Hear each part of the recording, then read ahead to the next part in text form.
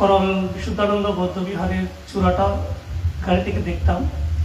আমি তো করল চিনি না, যারা চিনে তারা বলে ওই দিকেই করল, কিন্তু ওই গাড়ি করে যাওয়ার সময় চোরটাটা বারবার দেখতাম, মানে হয়তো ওই দিকে আসার সময় একটু খেয়াল করতাম।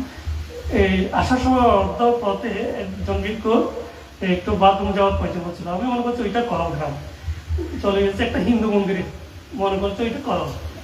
তো উনি বলছে আমার এরকম একটা সমস্যা, চলো আমি করল বিহার চিনি, করল বিহার মনে করে ওই একটা পাশে একটা হিন্দু মন্দির আছে, ওখানে গিয়ে ওনাকে নামিয়ে দিলাম। যাক, এবার প্রথম খুব ভালো লাগছে এই গ্রামে এসে। হয়তো বা আমরা ওই বিহারে অবস্থান করলেও আমরা আসতে আমাদের একটা খুব ভালো লাগে হেঁটে হেঁটে। হয়তো আমি প্রথমেই বুদ্ধাং শরণং ধম্মাং শরণং সংঘং শরণং বলেছি, আপনারা হয়তো বুঝতে পেরেছেন আমি কি বলতে চেয়েছি। আমাদের বৌদ্ধ ধর্মের প্রবেশ পথ হচ্ছে ত্রিশরণ। কি ত্রিশরণ?